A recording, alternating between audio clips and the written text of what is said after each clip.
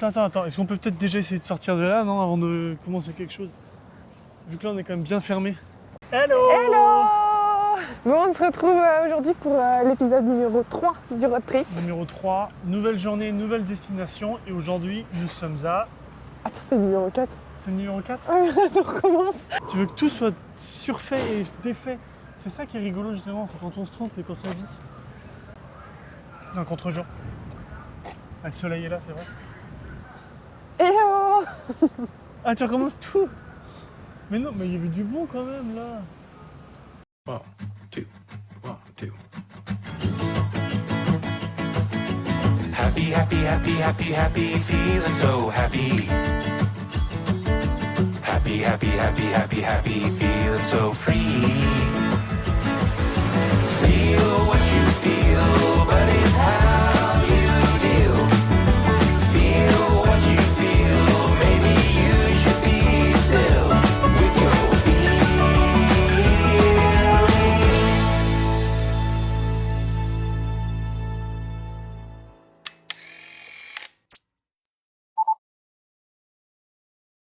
Bon, du coup, c'est pas l'épisode 3, c'est l'épisode 4.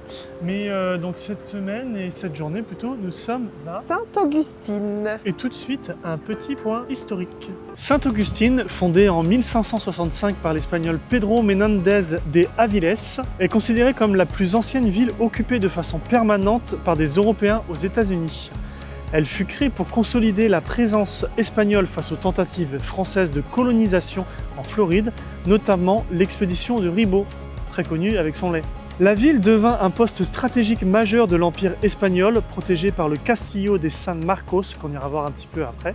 Au fil des siècles, Sainte-Augustine passa successivement sous contrôle espagnol, britannique puis américain, après la rétrocession de la Floride en 1821. Aujourd'hui, Sainte-Augustine est connue pour son architecture coloniale, ses vestiges militaires et son rôle clé dans l'histoire du sud-est américain. Du coup, là, on a fait un petit tour au Visitor Center, donc en gros l'office du tourisme de la ville. Et il y a une gentille dame qui nous a vu un peu chercher des cartes et tout. Et elle est venue nous expliquer quoi faire une journée machin. Elle avait un accent hyper difficile à comprendre. Donc je pense qu'on n'a même pas compris 20% de ce qu'elle nous a dit. Au moins on a un itinéraire et une carte. Honnêtement, je pense qu'elle nous a tenu la jambe pendant 15 minutes. Oui, mais elle était hyper gentille. L'ancien fort de Sainte-Augustine. C'est très mignon.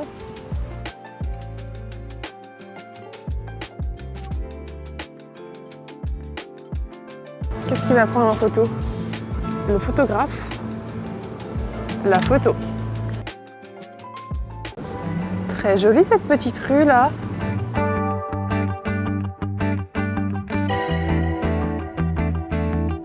Bon, on a un gros problème là. Là, on est en gros dilemme. En fait, ça fait 2-3 jours qu'on mange plutôt bien. On mange sainement. On mange avec On fait Bob. attention, on mange des wraps plutôt bons et tout. Voilà, c'est plutôt clean quoi. On fait attention. Sauf que là, dans la rue là, il y a une odeur. Une odeur de burger, de sauce barbecue. Oh, c'est terrible. C'est terrible. Et en plus, on commence à avoir bien faim là parce qu'il est midi. Les 10. Du shop, là. Vous pensez qu'on va résister ou pas? Ah, on cherche des patchs. On est en pleine recherche de patchs. En fait, on vient dans la ville pour les patchs. C'est notre goal ultime. Et maintenant, c'est encore des autocollants. Il n'y a pas de burger ici. Étonnant, il y a des espèces d'endroits un peu comme ça. En fait, l'architecture, comme c'est beaucoup des Espagnols qui sont venus ici, ça fonctionne beaucoup à la cour. C'est-à-dire que les Espagnols faisaient des cours au milieu des maisons pour rafraîchir le bâti. Et on retrouve le même principe ici avec des loggias et des choses comme ça. Et du coup, tout est ouvert ici, on peut y accéder. C'est joli comme tout. Ah, il y a une porte qui est là-bas. Oula.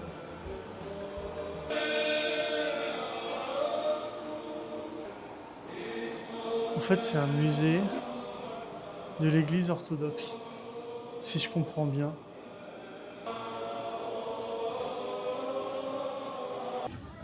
Franchement, cette rue est très jolie. Très jolie, très jolie. Comme vous voyez, il y a beaucoup de cours en fait, un peu partout. Ce qui fait que ça rend la rue, ça donne vraiment un charme à la rue. C'est trop beau. Moi, je veux trouver un burger à manger dans une cour comme ça. Ça y est, on a trouvé de quoi manger et on a craqué. Du coup, on a pris un burger. On ne sait pas trop ce que ça vaut. Il y a un maxi cornichon, un paquet de chips et un burger. Et c'est pas dans une cour comme on voulait, mais au moins, c'est vraiment hyper typique ici. C'est vraiment le pub de Sainte-Augustine.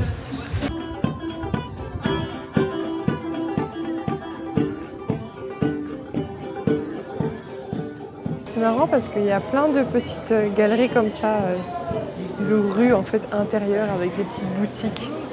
C'est la cathédrale de Sainte-Augustine.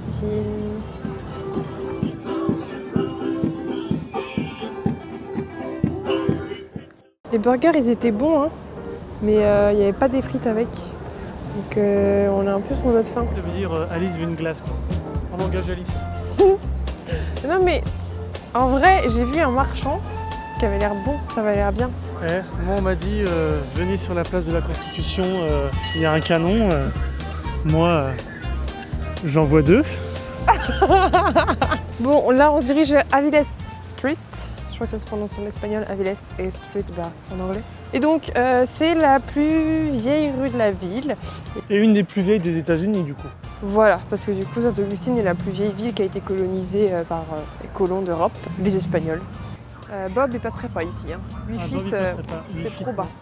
Alors là on arrive à l'hôpital militaire espagnol et Adrien vient de se reconnaître parce qu'il a tourné dans un... Alors attends, petite explication quand même, comme je ne trouvais pas de travail au Canada, au tout début j'ai fait de la figuration dans des films, des séries et des documentaires. Et j'ai joué notamment un soldat anglais, pour le coup, qui se faisait tuer, enfin j'ai joué mort parce que j'étais mort du coup, et j'avais une tenue comme ça. Donc là, on se trouve du côté du college. C'est l'immense bâtiment là, tout là, qui est hyper joli. C'est une université privée d'art libéral qui a été fondée en 1968, donc c'est pas si vieux. Donc je pense que le bâtiment devait servir à quelque chose d'autre avant. Et en fait, c'est un ancien hôtel de luxe qui a été construit en 1888. Ah oui, on comprend mieux pourquoi c'est aussi beau. Franchement, sympa le lycée, non? Il y a pire.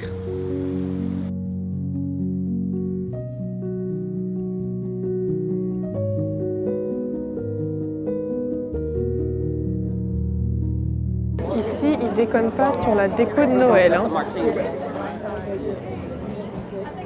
Là, c'est très Noël.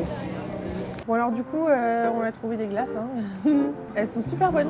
Dites-nous dans les commentaires si vous êtes plus team cup ou waffle, cone ou comment ça s'appelle? Bah, une cup. Bah non. Une boîte. Une boîte? Non. Comment ça s'appelle Un ça? pot? Un Si vous pot. êtes plus Un type pot. pot ou cône? Et dites-nous aussi si vous arrivez à croquer dans la glace, parce que moi je peux pas le faire. Oh, mais je sais pas Bah comment oui. il fait ce mec, c'est pas possible, Bah. ça va faire tellement mal aux dents. Je peux laisser dedans moi? Ah mais c'est un malade. Bon, on vient de terminer la route. Combien de temps de route on a fait? 3 heures de route sous la flotte avec des balais d'essuie-glace qui sont nuls, qui sont morts. Donc c'était très sympa. On vient d'arriver à Savannah. On va vous dire bonne nuit et à demain. Adé est déjà prêt pour sa nuit. On dort pas ici. Hein. Comment tu te sens? Mal parce qu'en plus il y a quelqu'un qui a fait une rayure et qui nous a fait un poc sur le capot et je sais pas comment réparer ça. non, on repart pas de ça.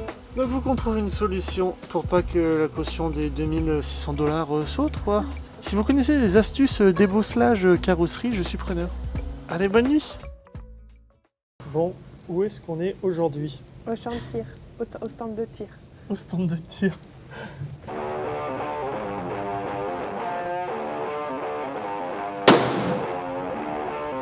Bon, la dame, elle a dit qu'Adrien était super fort, qu'il a tiré dans le cœur À chaque coup. à chaque coup. Donc là, il essaye d'aller un petit peu plus loin. Là, il est en train de charger. T'es Vas-y. prêt? Vas-y. Ok.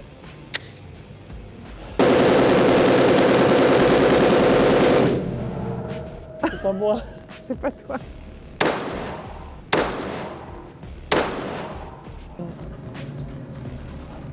Alors, t'as fait quoi? Eh, pas mal, hein? C'est pas trop mal, mais je suis un peu au-dessus. T'en penses quoi? Ça peut s'améliorer. Hein.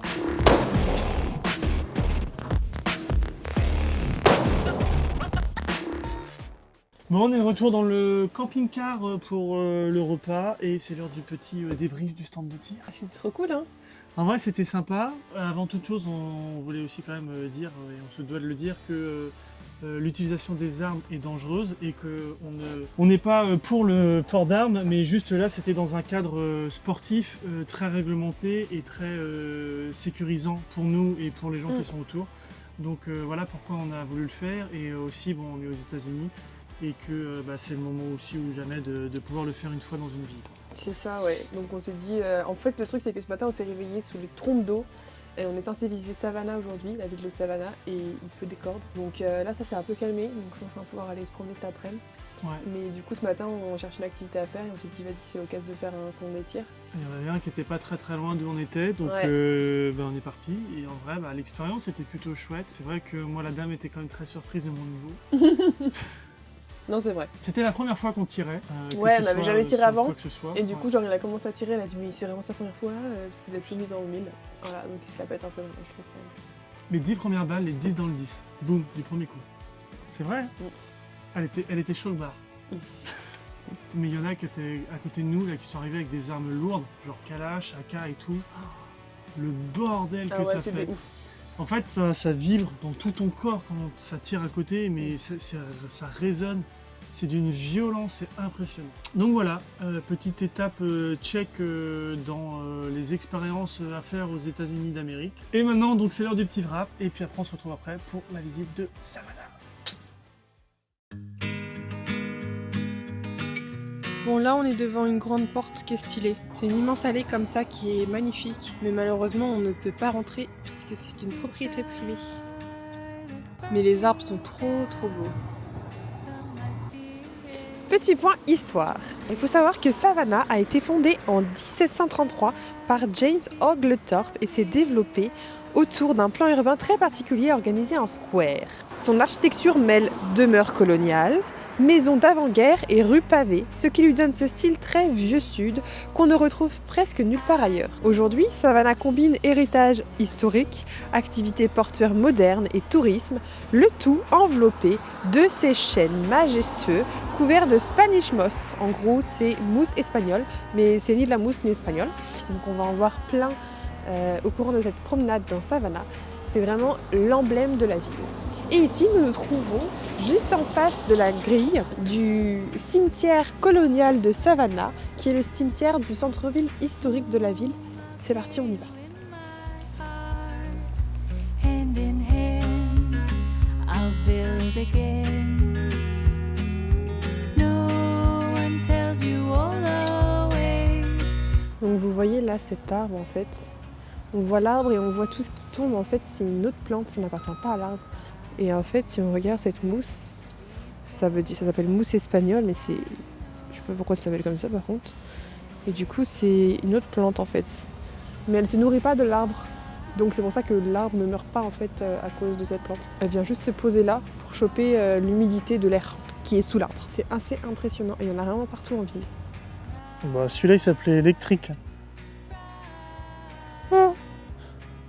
Après, lui, c'est bien parce que ils ont prévu une petite table pour quand ils font des pique-niques C'est dimanche. ça, non, de la nuit, quoi, quand ils se réveillent. Parce qu'il faut savoir que Savannah est connue pour ses histoires Fantomatesque. fantomatesques. Bon, je me tiens juste devant un magasin de souvenirs. Adrien est dedans, là, mais c'est un enfer. Ça pue, quoi. Genre, franchement, ici, je sais pas ce qu'ils font dans leur magasin de souvenirs, mais ça pue. Hier, ça sentait des écuries, et là, ça sent les toilettes. Ça sent le caca. Moi, je peux pas rester là-dedans. Donc là, on arrive sur un square. Donc il faut savoir, comme je l'ai dit un peu plus tôt, qu'il y a pas mal de squares dans la ville. Et je pense que c'est très joli en été, ça doit être vraiment sympa. Parce que ça doit vraiment faire un côté ombragé. Regardez-moi ce photographe en herbe.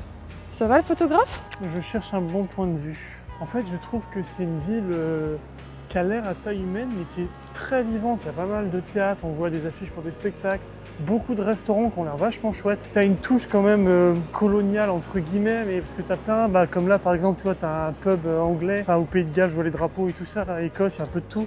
Et il y a pas mal il y avait des restaurants Paris un peu et tout, et je pense que il y a toujours en fait ce côté historique de la ville qui fait que les colons sont venus ici et on sent que c'est un brassage de culture et que c'est super intéressant.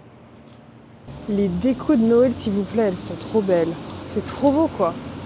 C'est hyper agréable de traverser comme ça les rues avec des squares en plein milieu, en fait. En fait, à la différence d'autres villes américaines, enfin nous de ce qu'on a l'habitude de voir plutôt au Canada où le plan est aussi orthonormé pareil, mais où il y a moins la place à la végétation. Ici, je trouve que tu as des allées qui sont vraiment faites pour la végétation, des squares qui sont entièrement remplis de végétation et du coup, je trouve que ça aère vachement la ville et c'est super agréable de se promener. Il y a pas mal de bâtiments qui sont faits en briques. Alors on avait un peu ça déjà à Sainte-Augustine. Peut-être que c'est cette région du nord de la Floride, Géorgie.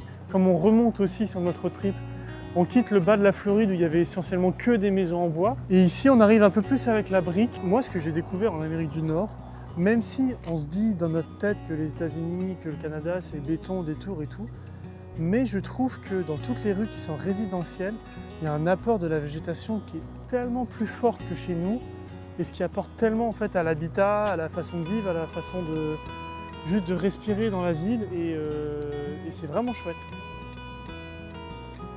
C'est vrai qu'elle est vraiment belle, cette rue, avec tous ces arbres-là.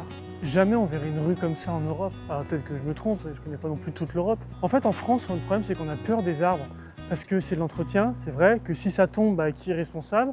Et le problème, c'est qu'ici, du coup, ils laissent un peu plus la végétation pousser dans les rues. Ils n'ont pas peur que les arbres soient proches des maisons. Et c'est juste magnifique, quoi. Chaque maison a son charme et son identité. Et ça, c'est trop beau, je trouve. Ça change beaucoup de ce que nous, on a l'habitude de voir, où on a un peu tous les mêmes maisons aujourd'hui, en France en tout cas. Même s'il y a encore certaines maisons qui ont leur charme, mais dans les quartiers pavillonnaires, c'est un peu plus difficile. Là, elles sont magnifiques, les unes plus que les autres, quoi. Il y en a une verte, il y en a une blanche.